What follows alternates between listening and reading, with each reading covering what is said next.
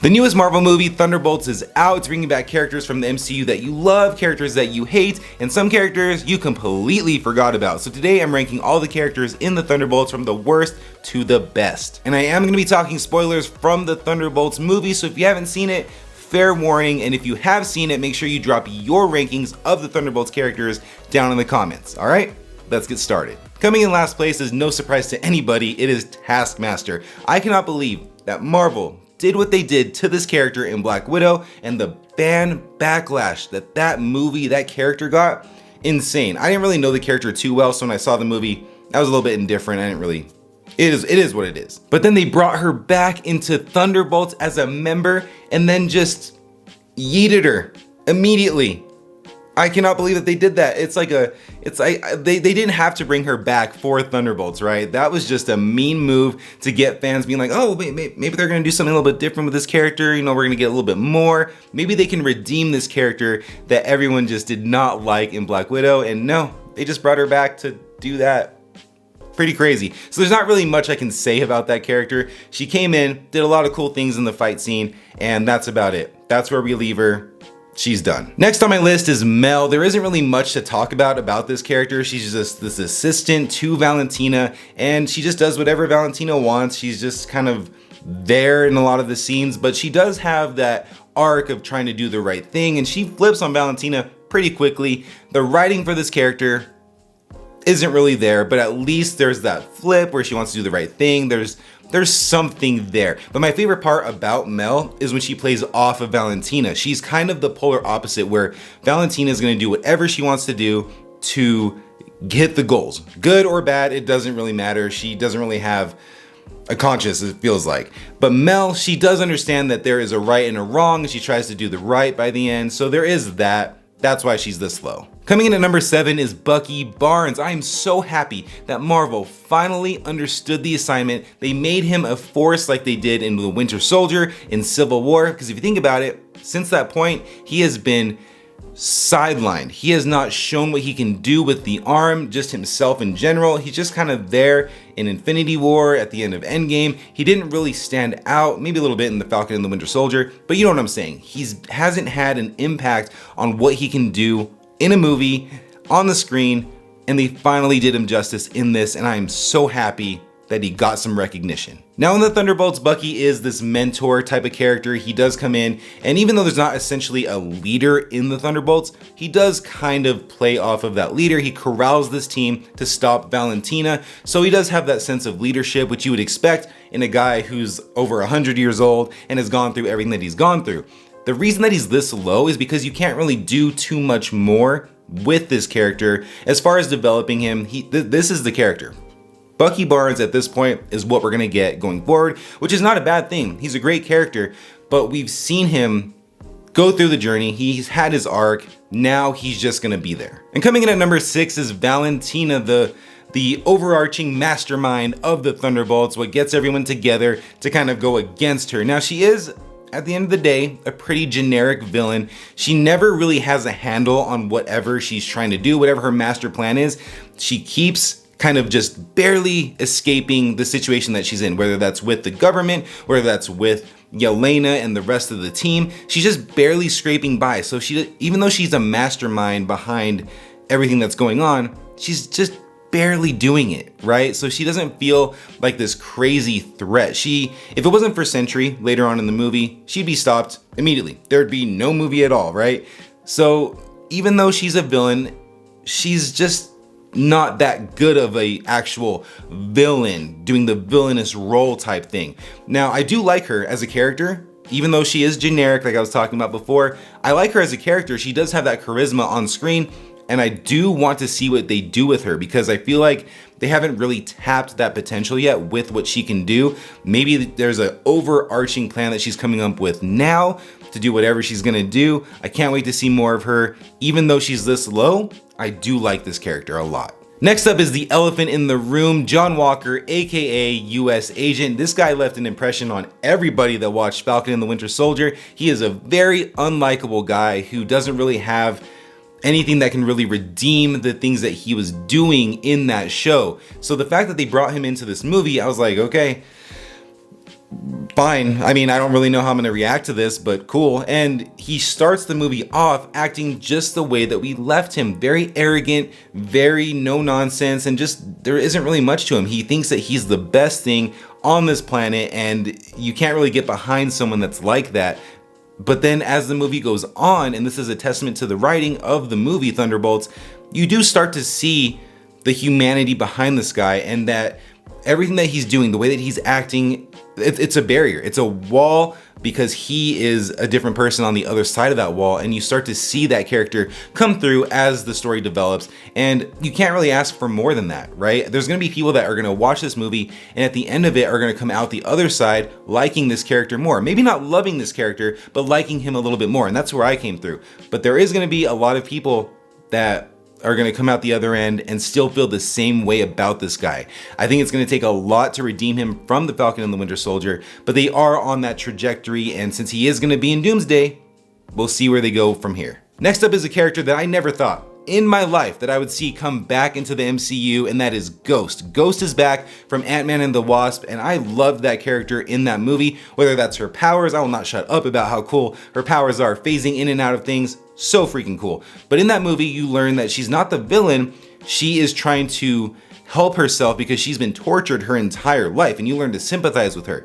Now in Thunderbolts, she has control of this power. She's not held down by the pain that this power brings her, but now she holds her head high and she's very comfortable with herself and what she does. And I loved seeing that because back then they left you with this hope that she's gonna get better. And now we get to see her be better and be able to do all these things and help this team achieve this goal. Remember, she's not a bad person by any means. She's just trying to find her place in this world after being basically on the run, hiding, whatever that is, her entire life. So it's great to see her back in this. I love this character. And even though she doesn't do a ton in this movie, she is one of the core members of the Thunderbolts. She's there from the start, she's there at the finish, and I just cannot wait to see what Marvel ends up doing with her because I think that this is a character that you can explore more and will be a huge asset going forward. And cracking in the top 3, we have the Red Guardian. Now this guy is the humor. He is the cornerstone of what makes this movie funny because this movie is dark, it's serious, there's not a lot of room for humor in the subject matter, but when Red Guardian comes in, it gives the audience a chance to breathe, a chance to laugh, and the weird part is that it works. When you make a character like this, the personality that he is, when he comes into the room and he does something funny, it's believable. It's not forced, that is who this person is. The thing that makes him a top 3 character for me is not the humor, even though I was laughing every time that he was on screen. It's the fact that they made him so funny, but they added that extra layer of he is this father figure to not just Yelena, which is a massive part, which brought one of the best scenes in the entire movie right before they actually fight the Void, and him and Yelena are talking about how there's such a large chunk of time that they did not have with each other, and Yelena missed him, he missed her. There was this miscommunication, and now they missed that chunk of life with each other. One of the most beautiful things in the entire movie, in the entire MCU. I loved that scene. But that's what I'm talking about. He is hilarious, but he also brings humility and this regret and this learning to do better as you get older type of thing to the movie. But he also plays a father figure to the entire team. He wants to be there. He's one of the only members that didn't ask or was forced to be a part of this team. He wants to be there. He wants the fame selfishly, but he is there for a better reason. He kind of tries to keep the team as a whole, him and Bucky. Bucky wants to do this to take down Valentina, but Red Guardian, Alexei, sees the family that is there. So he's funny, he brings this humility and this father figure to the team, and I just feel like if the writing didn't take that little bit of extra time to add the layers to this guy to make him more than just that hollow comedic relief that a lot of MCU movies do have, he would have ranked so much lower on my list, and I'm glad that he is in the top 3. This is a character that I do want to see going forward, that belongs in the MCU for a very long time. If he's in the movie, I'm looking forward to it. Number 2 is Bob, the mysterious character Bob who ends up being Sentry and the Void. Bob himself as a character is very timid, but it's weird because I talk about charisma a lot, how these characters have a lot of charisma. We talked about Valentina, even Red Guardian has some. Bob has charisma, but not in a traditional way. He's very timid, he's very unsure of himself, but he's so likable in what he does. And part of it is probably playing off of Yelena and the other characters.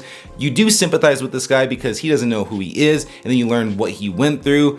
You sympathize with him. He's a very likable character, and I think there is still so much more, along with a lot of these other characters. That's kind of an ongoing theme, but I do feel like there's a lot more to this character, and not even more as far as delving into his past or his emotions or what he wants, because they do a really good job of that in this movie.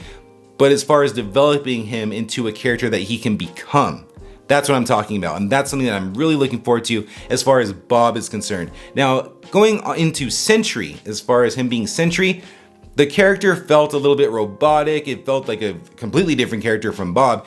He wasn't even necessarily sure of himself, like Bob wasn't sure of himself also, so you do see the similarities there.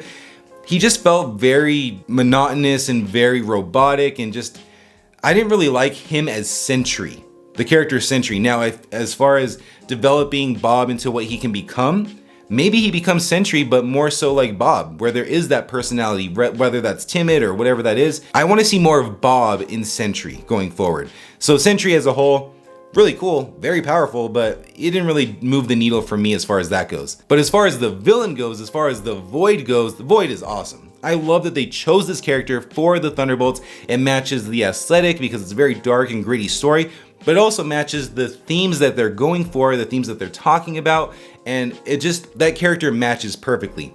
Now, as far as the design, just a pure black silhouette with those eyes, couldn't have done better. At first, I was kind of a little bit thrown off where I'm like, well, you can't really see any detail.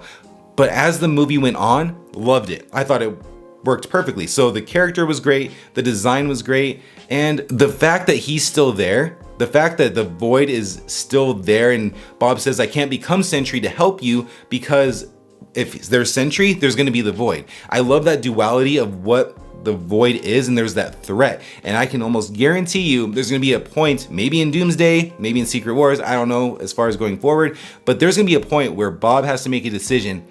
My friends need me, my team needs me, I have to become Sentry, let's do this. But then there's the threat of the Void coming back, and I love that, where this character, who is the most powerful character in the MCU, I'm pretty sure he's the most powerful, let me know in the comments if there is a more powerful one right now. So it keeps this character who can basically be anyone or anything, it keeps it way down here. So if he ever does turn into Sentry, it's for a massive reason. And there's this threat and there's this duality to it.